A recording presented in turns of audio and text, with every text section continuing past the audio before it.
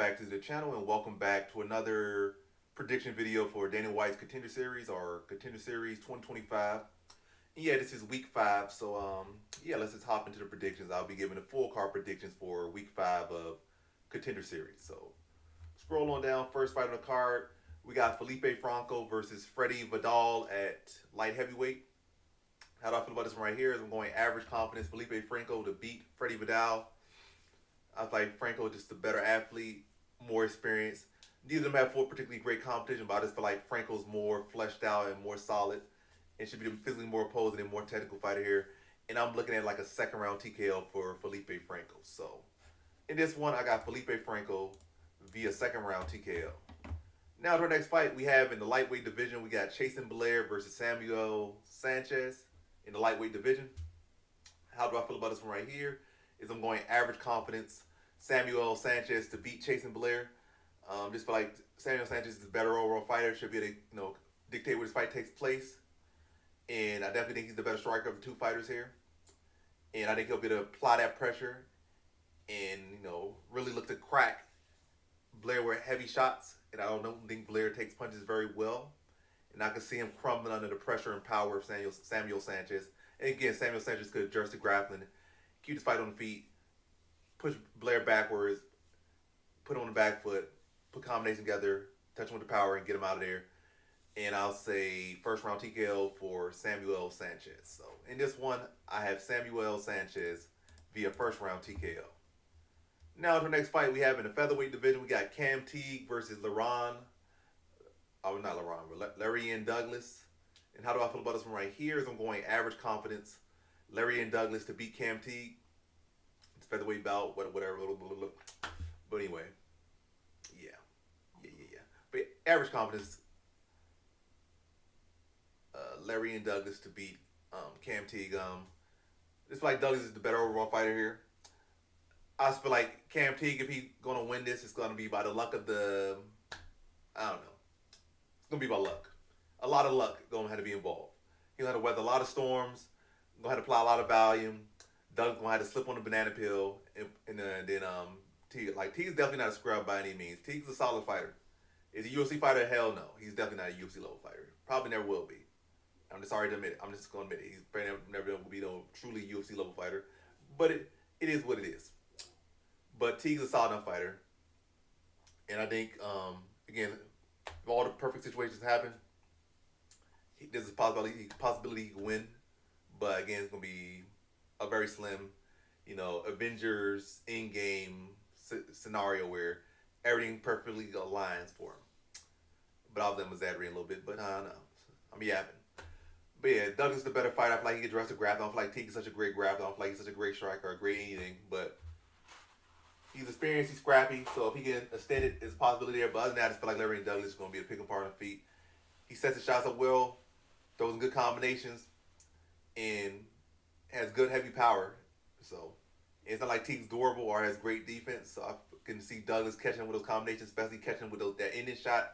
I'm not going to say he's, like I said, I'm by no means comparing him to Vallejos or Topuria, saying he's on those levels. It's kind of like, he's not there, he's kind of like here. But he does have similar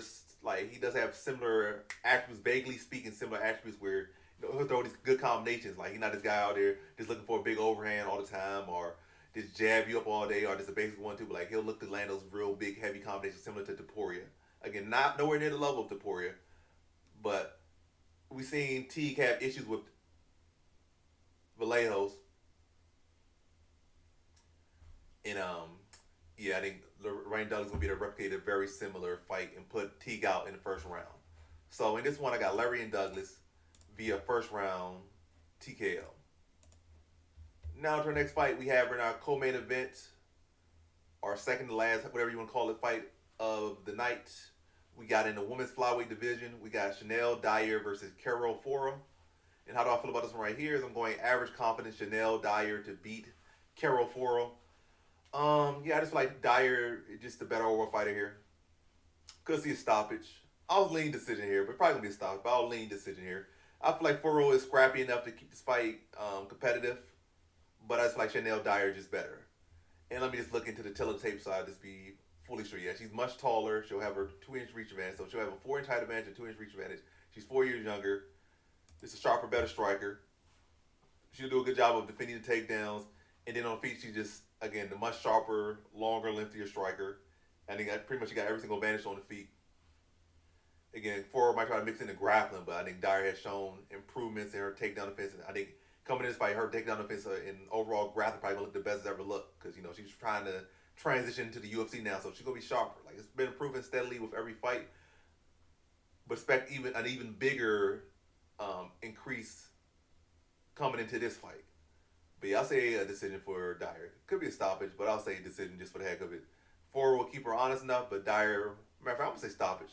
This is a Contender series. People are not going out here to get decisions. They're going out here to get finishes. So Dyer by finish. I'm going to say second round TKO for Shannon Dyer. Just shift all back. Second round TKO. Like, they're not going out there to get a decision and try. You get finishes to get on the UFC. Dyer is going to be in the UFC, and she's going to get a finish. It's going to be second round TKO. Like, she'll be the pick apart. Foro, as the fight goes on, break her down and put her away second round. So in this one, I got Chanel Dyer via second round TKO. Now to the next fight.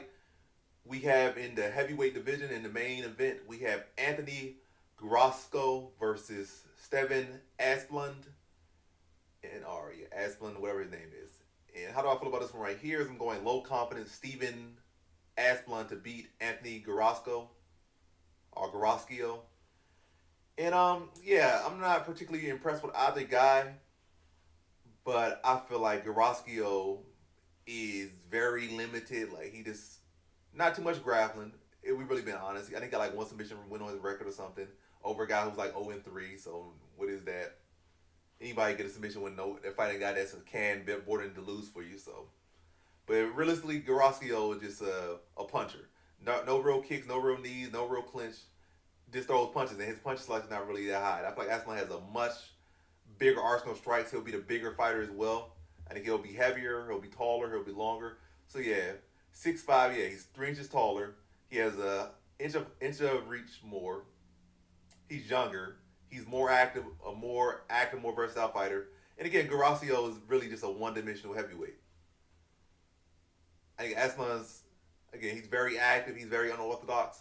And he'll be able to throw a lot of strikes from a lot of different tempos and a lot of different setups. And I think that's what will get him the victory. Guarascio will come out to try and land those power shots, but when they're not landing, he's not fighting a guy that's just there to be hit. And going to be constantly attacking him from all angles. I just don't think Guarascio is going to be prepared for that. And I think Asplund's unorthodox style breaks him down. And I think Asplund's able to get a second round TKO over Guarascio. So in this one, I got Steven Asplund via second round TKO. But this might be the fight of the night. Might be. Or it might have been a sorry heavyweight fight. But I think this is going to be active. Guarascio looking for those big shots. Asplund is just a very active fighter who is inspired by a lot of small fighters and tries to fight like them. And he does a pretty decent job of it. I'm not going to say it's nothing super impressive yet, but he does do a good job as far as where he's at in his level. And I think that's far more than enough to beat a guy like Guarascio. So, yeah, Steven Asplund via second round TKO. And, yeah. So that completes, what am I saying? And, yes, so that completes my predictions for the full card of fights for Contender Series 2025 Week 5. Thanks for watching. Like, comment, and subscribe, and come back for more videos. Peace.